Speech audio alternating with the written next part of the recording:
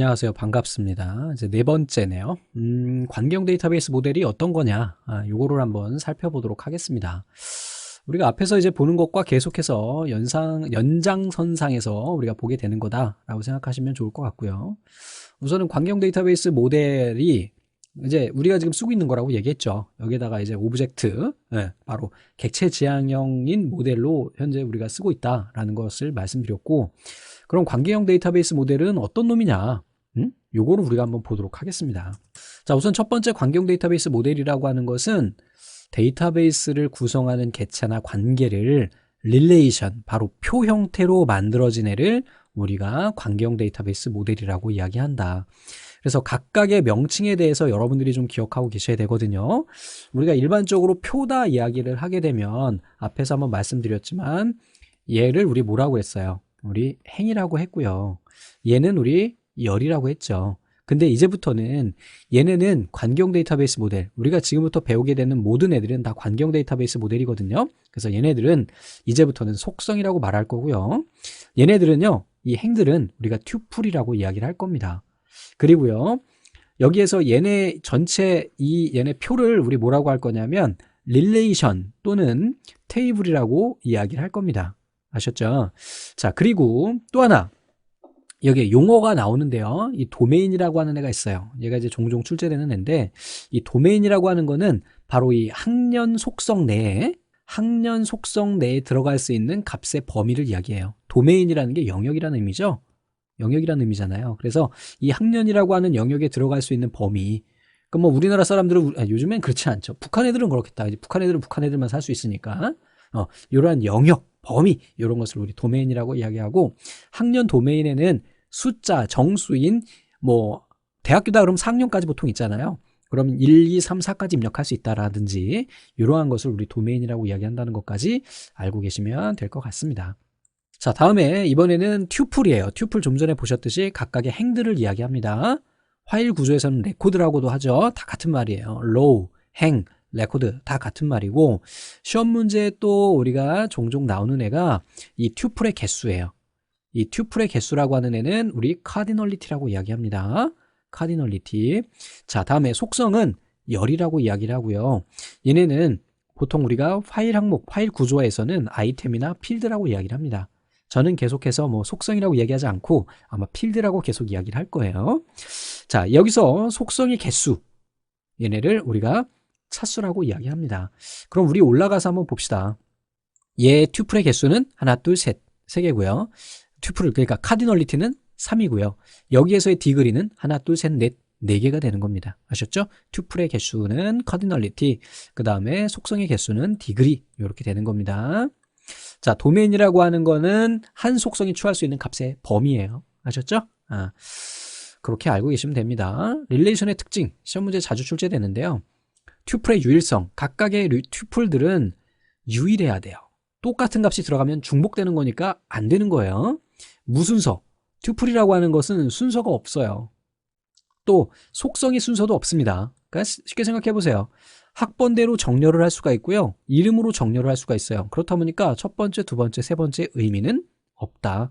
나중에 학년으로 정렬하면 학년별로 정렬이 되니까, 마찬가지로 열 번호도 학과가 먼저 올 수도 있고요. 이름이 먼저 올 수도 있습니다. 이거는 나중에 이제 속성에 대한 거에서 나오겠지만, 릴레이션은 우선은 튜플의 순서는 없다. 대신에 중복되면 안 된다.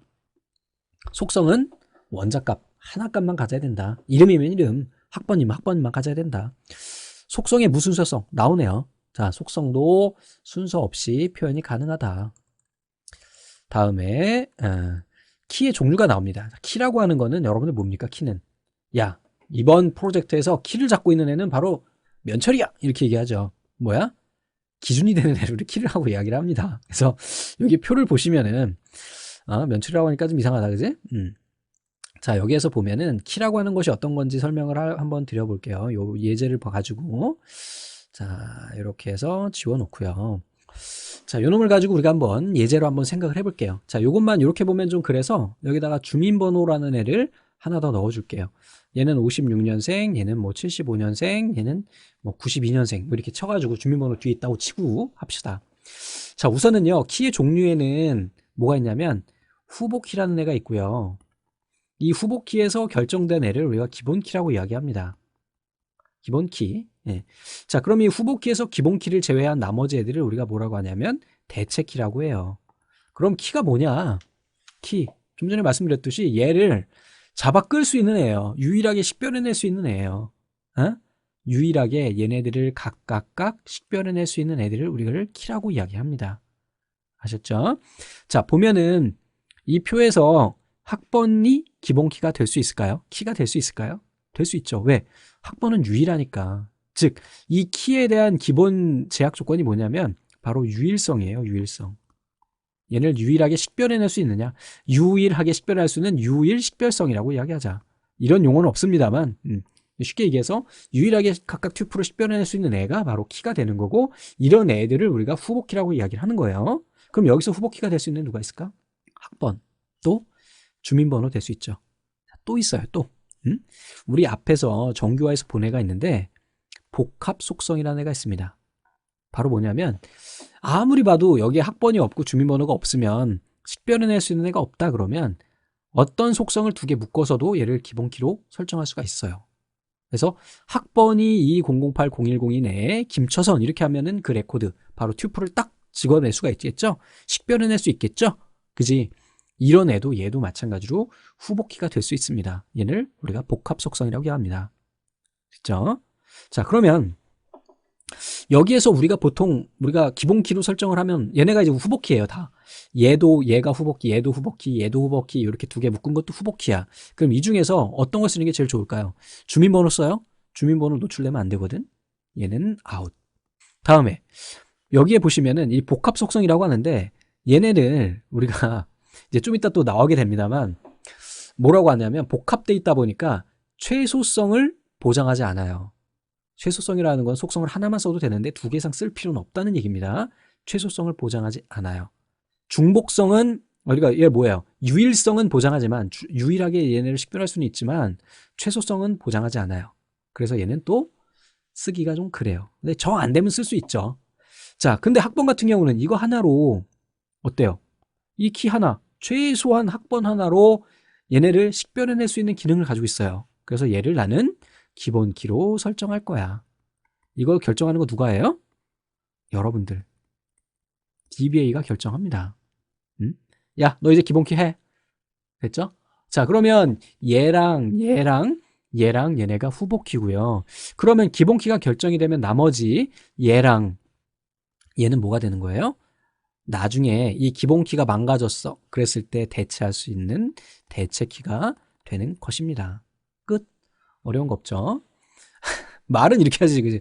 여러분들 가끔 가다 보면은 제가 이제 강의를 한 지가 오래되다 보니까 수강생분들이 많아요. 그러니까 뭐 몇만 명 단위 10만 명, 뭐 20만 명 이렇게 될 수도 있어요. 뭐 워낙 다양한 강의를 하다 보니까 뭐 사무자동화, 컴말, 정보처리만 하다 보니까 네, 그런 분들의 이제 의견을 수렴하다 보면 선생님 왜 자꾸 쉽다고 해요? 사실은 쉽지 않은데 계속 주입하는 겁니다. 예, 쉬워. 됐죠? 자, 그러면 한번 이야기해 볼게요. 첫 번째 슈퍼키라는 애가 나오죠. 얘가 바로 키입니다. 키. 식별해낼 수 있는 모든 애들을 다 키라고 슈퍼키라고 이야기를 해요. 다른 말로 뭐 키라고도 이야기할 수 있어요. 자, 두 개 이상의 속성으로 구성된 기본 키다. 유일성은 만족하지만 최소성은 만족하지 않는다 그랬어요. 자, 여기에서 두 개 이상의 속성뿐만 아니라 각각 하나의 속성도 모두 다 식별할 수 있는 모든 애들을 다 슈퍼키라고 이야기를 합니다. 그 중에서 이제 후보키를 만들어내는데 어떻게 돼요? 모든 튜플들을 유일하게 식별해낼 수 있어야 되고요. 그리고 또는 몇 개의 속성 집합들이에요. 바로 여기서 이야기하는 복합 속성일 수도 있어요. 됐죠? 자, 근데 여기에서 이제 차이점이 있습니다. 얘는 유일성하고 시험 문제 많이 나오는데 최소성을 모두 만족해요. 속성이 2개, 3개, 4개, 6개, 뭐 7개, 10개까지 묶어가지고도 얘를 슈퍼키를 만들 수가 있는데 그 중에서 줄여가지고 후보 애들을 만드는 거예요. 우리 대통령 경선하다 보면 당에서 막 10몇 명씩 나오잖아요. 군계 일학들, 그냥 이상한 애들 막 나와. 야, 나 이름 좀 알리려고. 다음에 또 국회의원 되려고. 막 이런 애들 많단 말이야. 그지? 야, 이랬을 때 얘네들이 뭐예요? 유일성이 없는 거죠. 그러다 보면 중간에 하다 보면은 경선을 막 중간에 하다 보면 얘네들이 중간에 그만둡니다. 야, 난 이제 누구 지원할 거야. 나 누구 후보 밀을 거야. 이렇게 나가죠. 그죠? 그래서 최종적으로 한 3명 정도로 뭉칩니다. 뭐 나중엔 2명이 하지만 그래서 줄여 나가게 되죠. 바로 얘네가 후보킨 거예요. 야, 대통령 경선하기 위해서 당에서 경선을 할 거야. 그래서 10명이 모였는데 중간 뭐 이렇게 쭉쭉 가다 보니까 야, 이게 돈도 많이 들고 나 못하겠어. 난 얘 1번 지원할래. 나 2번 지원할래. 이렇게 해서 줄죠. 얘네가 바로 후보킨 거예요. 모든 후보들이 슈퍼키였고. 그지? 얘네들은 유일성하고 최소성을 모두 만족합니다. 얘네들은 유일성은 만족을 해요. 근데 최소성은 만족하지 못하게 됩니다. 이게 중요한 거예요. 얘는 만족하지 못하고 얘는 만족해요. 최소성이라고 하는 건 속성의 개수를 의미합니다. 네. 자, 그럼 그 중에서 이제 키 중에서 후보 키 중에서 하나를 딱 고른 애가 바로 기본 키가 되고요. 얘의 특징이 있습니다. 널 값을 가질 수가 없어요. 널이라고 하는 건 빈 값이에요. 빈 값. 빈 거. 텅텅 빈 거. 빈 거. 스페이스가 아닙니다. 스페이스라고 하면 옛날에 저랑 같이 책 쓰시던 어떤 분이 이걸 스페이스라고 표현을 하시더라고요. 근데 여기서 스페이스라고 해버리면 안 돼요. 스페이스는 키보드의 스페이스 이것과 같기 때문에 스페이스도 안 돼요. 그냥 아예 없는 거야. 존재하지 않는 거예요. 굉장히 중요합니다. 다음에 대체 키는요. 바로 우리 기본 키를 제외한 나머지 후보 키들을 우리가 대체 키가 됩니다. 그럼 뭐 당대표를 뽑았어. 3명이 나와가지고 당대표를 딱 뽑았는데 대통령이 이제 후보를 결정한 거지. 당에서 딱 결정을 했어. 근데 얘가 이분이라고 해야 됩니다. 갑자기 교통사고로 돌아가신 거예요. 그럼 경선을 또 다시 할 수는 없잖아. 그럼 어떻게 돼? 차점자가 보통은 되죠. 그지? 그게 바로 이제 대체키가 필요한 이유입니다. 그 다음에 이제 외래키에 대한 것은, 외래키는 뭘까요? 테이블이 2개 있다 치자. 테이블이 2개 있다 치자. 얘는 학생, 얘네는 학과. 이렇게 따로따로 구성을 하는 게 맞아요. 그러면은 여기에 뭐 학번이 있겠고, 그 다음에 여기 학과 코드가 있을 거예요. 그지? 여기에도 학과 코드가 있을 거야. 얘네 2개를 연결을 해서 얘를 같이 갖다 쓸 수 있도록 하는 애가 뭐예요? 바로 조인이거든요. 이걸 연결하는 걸 우리 조인이라고 이야기를 하는데, 여기에서 이 외래키라고 하는 거는 다른 테이블의 기본 키로 사용되는 속성을 이야기해요. 즉 얘를 기준으로 해가지고 얘가 바로 외래키가 되는 겁니다. 그지? 얘가 같은 애니까. 그래서 얘를 기준으로 했을 때 바로 다른 애에서 쓸 수 있는 얘가 외래키가 됩니다. 됐죠?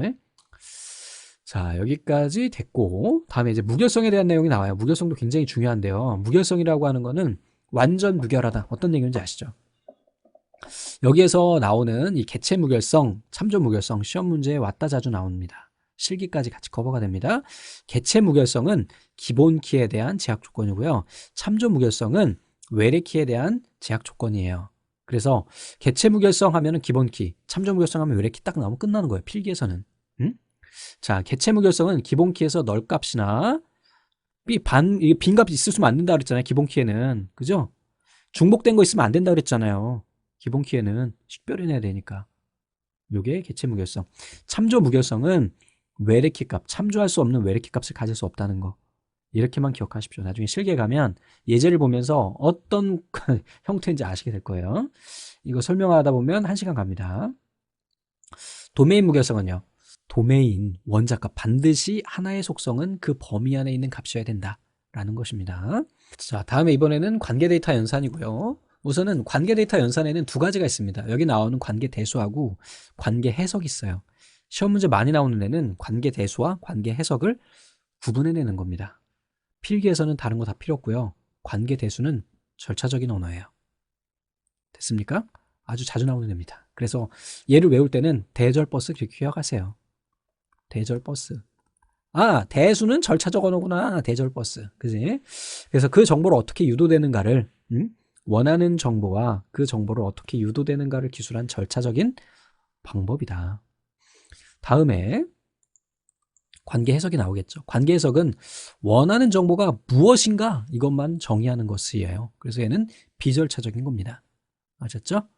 관계 해석은 비절차적이라고 그랬습니다. 관계 대수는 절차적이라고 그랬고, 얘네는 원하는 것이 무엇인지만 정의하는 거고, 얘네는 뭐라 그랬어요? 어떻게 유도되는지 기술하는 거라고 이야기했죠. 자, 그래서 우선 순수관계 연산자 종류가 쭉 나와요. 얘네는 실기까지 커버됩니다.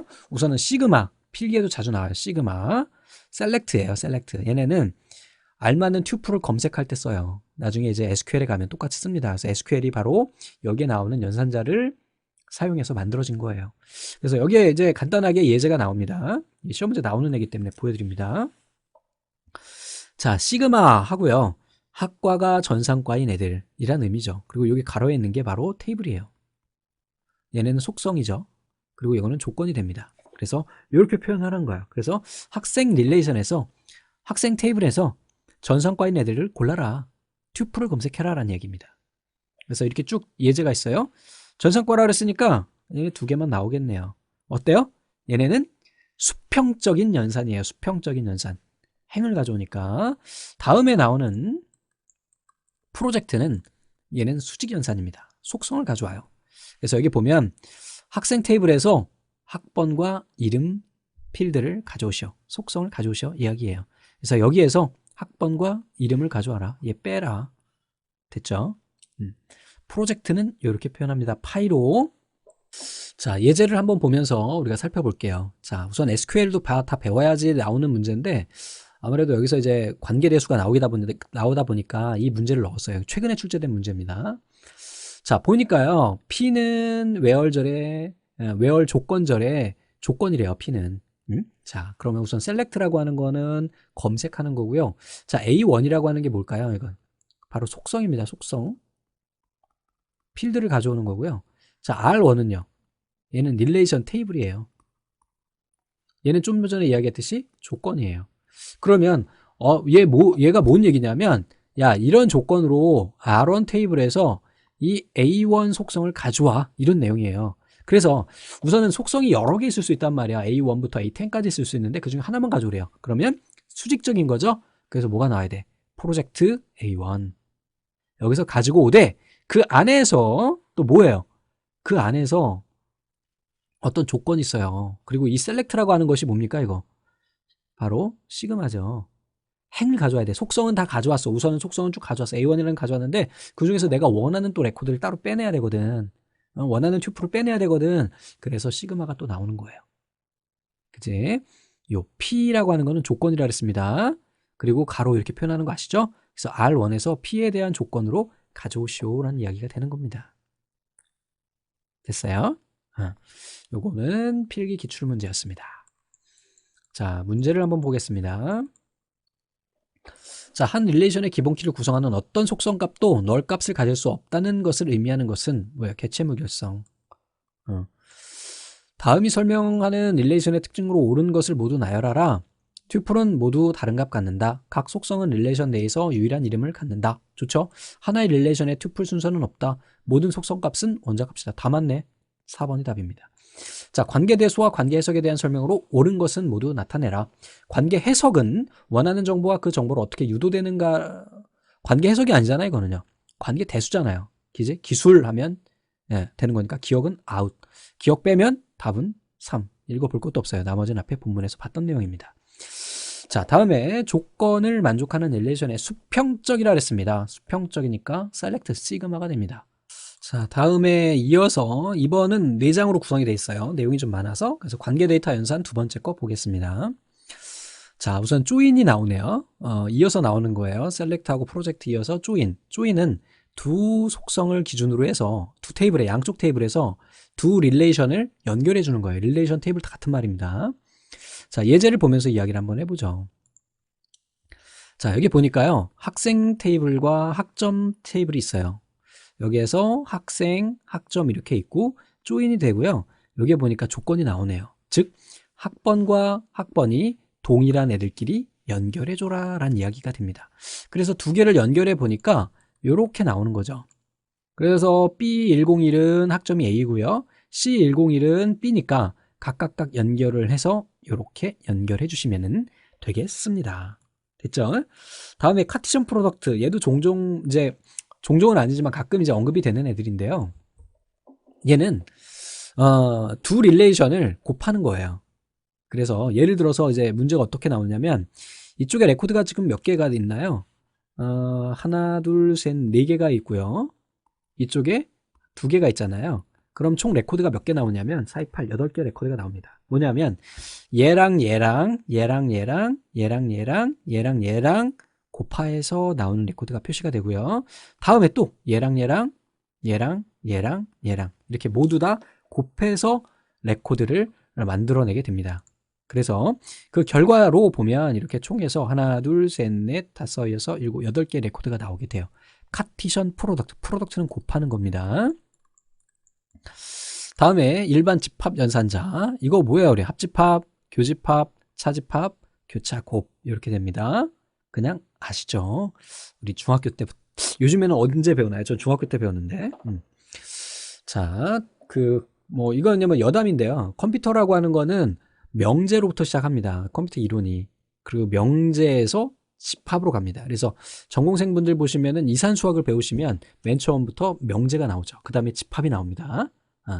이게 이제 컴퓨터를 구성하는 기본 이론의 바탕이 되는 애들이거든요. 자, 다음에 거기까지 이야기하려면 길고, 자, 다음에 이제 SQL이 나옵니다. 자, SQL이라고 하는 거는 우리 앞에서 DBMS 보셨죠? 거기에서 우리 조작 기능, 그지? 거기에서 또 뭐가 있었어요? 정의 기능, 또 뭐가 있었어요? 제어 기능이 있었죠. 얘네를 관리해주는 역할을 하는 애가 SQL이에요. 실제적으로 언어가 되는 겁니다. 데이터베이스 언어가 되는 겁니다. 그래서 관경 데이터베이스의 표준 지리 언어구 DDL, DML, DCL이 있다. 자, DDL이라고 하는 거는 데이터베이스 정의어, 바로 테이블을 만들어주는 역할을 한다. 그래서 데이터베이스의 정의, 변경, 삭제에 사용된다. 그래서 논리적 데이터 구조와 물리적 데이터 구조를 정의할 수가 있고, 논리적 데이터 구조와 물리적 데이터 구조 간의 사상, 매핑 계속 나옵니다. 번역한 결과가 데이터 사전에 저장이 된대요. 그래서 여기서 사용되는 거는 우리 create, 뭐예요? 테이블 구조를 우선은 만드는 애를 우리가 create라고 하고요. alter는요, 예를 들어서 필드를 하나 추가하거나 중간에 있는 애를 지우거나 할 때 쓰는 게 이제 바로 alter입니다. 그 다음에 drop은 얘를 테이블을 날려버리는 애가 drop이 됩니다. 오케이? 자, 다음에 create 문법 구조가 나옵니다. 그래서 첫 번째 보면 create table, 테이블 이름 이렇게 지정이 돼요. 그래서 create table, 기본 테이블, 열 데이터 타입, 기본 키, 그 다음에 대체 키, 외래 키, 참조하는 외래 키에 참조하는 값, 딜리트 옵션, 업데이트 옵션, 체크 이렇게 나오게 되는데 이건 다 모르셔도 됩니다. 나중에 실기에 가면 얘네 이제 이게 작성하는 문제가 나옵니다. 예, 작성하는 문제가 나오는데 뭐 아직은 그것까지 할 필요는 없어요. 실기 가서 하셔도 됩니다. 그냥 create라는 가 있다. 테이블을 만든다. 그렇게 생각하시면 되고요. 자, 요거는 중복 가능인 거다. 난 룰은 특정 룰에 대해서 룰값을 허용하지 않는다. 프리머리 키는 기본 키, 포리긴 키는 외래 키를 우리가 설정하는 애다 라는 거. 알터는 테이블 구조를 변경해요. add가 있고요. 거기에서 또 안에 드롭이 있고요. 알터가 있어요. 내부적으로. 그러니까 알터 테이블 이름 add 열 이름 하면 테이블에 새로운 열이 추가되고요. 알터 하면 열 이름을 수정하고요. 드롭하면 해당하는 열을 삭제합니다. 이렇게 되는 거고요. 드롭은 아예 테이블을 지워버리는 거예요. 그래서 드롭, 스키마 지울 수 있고요. 도메인, 테이블, 인덱스 지울 수 있습니다. 스키마도 지울 수 있다고, 도메인도 지우고, 테이블도 지우고, 인덱스도 지울 수 있어요. 그리고 여기 나오는 이 캐스케이드가 실기시험에 몇 번 출제된 적이 있어요. 연쇄 삭제예요. 그래서 테이블끼리 연결이 돼 있을 때 어떤 테이블의 필드를 싹 지우면 그 연결되어 있는 테이블의 필드도 같이 지워지는 거죠. 리스트릭트는 이렇게 연결이 돼 있으면 삭제 수행할 수 없도록 막는 거예요. 그래야 되겠죠. 예를 들면 이런 거지. 내가 A라고 하는 테이블에 있는 어떤 속성을 삭제했는데 얘가 캐스케이드 속성이 설정이 돼 있어요. 그럼 어떻게 돼요? B라고 하는 테이블에 있는 그 속성도 지워져 버리거든요. 근데 이럴 때 리스트릭트 설정을 해주게 되면 B에 있는 거는 영향을 주지 않는다. 자, 문제 봅니다. 데이터베이스 언어 중에서 데이터베이스의 객체들, 즉 테이블 뷰, 인덱스 등에 대한 구조인 스키마를 정의하고 변경할 수 있는 거를 우리 뭐라고 해요? DDL, 데이터베이스 정의어. 다음과 같은 일련의 권한 부여 SQL 명령어에 대한 설명 중 부적합한 것은 그랬어요. 이게 이제 뭐 어려우려면 어려울 수도 있는데 그렇진 않아요. DBA가 누구예요? 데이터베이스 관리자가 그랜트 했어요. 그랜트. 이거는 권한을 부여하는 겁니다. 자, 권한을 부여해요. 이거는 나중에 이제 DCL에 나오게 됩니다. 권한 부여하는 건데. 자, select on student to U1이 with grant option 이렇게 줬어요. 이건 뭐냐면 select on, 야 검색할 수 있는 권한을 유저 1에게 뭐 여기 나오는 스튜던트라고 하는 테이블을 검색할 수 있는 권한을 유저 1한테 주고 이 검색할 수 있는 권한을 그랜트 옵션, 바로 다른 애한테 줄 수 있게 한다는 거예요. 즉 U1에다가 검색할 수 있는 권한과 이 권한을 또 상속할 수 있는 권한을 주겠다는 거죠. 자, 그래서 그랜트, 그럼 받았으니까 그랜트 select on student to U2. 자, 유저 2에게 뭐 한 거예요? 어? 다시 검색할 수 있는 권한을 또 줬어요. 됐죠? 자, 근데 DBA가 revoke select on student from one cascade 했어요. 리보크라고 하는 건 권한을 해제하는 겁니다. 권한을 해제해버렸어요. 유저 1에 대한 걸 거기다 캐스케이드 해버렸어. 그러면은 유저 1, 2 모두 다 검색할 수 있는 권한이 없어지겠죠. 됐어요? 자, 한번 보겠습니다. 그러면 자, 유저 1은 스튜던트에 대한 권한이 없다. 맞죠? 여기 다 날라갔잖아. DBA는 스튜던트에 대한 검색 권한이 있다. 당연하죠? U2는 스튜던트의 권한이 없죠. 왜? 여기서 캐스케이드로 날라가 버렸으니까. 자, U2는 스튜던트에 대한 검색 권한을 다른 사용자에게 부여할 수 없죠. 그죠? 여기서 with grant 옵션 주지도 않았고 여기서 이미 캐스케이드 날라갔기 때문에 연쇄적으로 다 잘라버리는 겁니다. 그래서 결과적으로는 3번이 답이 되겠죠. DDL에서 DDL 정의어죠. 자, create, alt, drop. 얘네들은 다, 얘는 뭐가 문제야? 골라드릴게요. 얘가 잘못됐고요. 얘가 잘못됐고요. 얘가 잘못됐네요. 됐죠? 다음, SQL은 DDL, DML, DCL로 구분할 수 있다. 다음 중 나머지 셋과 성격이 다른 것은 이거 앞에 봤던 문제랑 똑같네. create 되겠죠. 자, 이렇게 해가지고 우리 4장이 마무리됐고 이제 다음 시간에 우리 5장을 살펴보도록 하겠습니다. 감사합니다.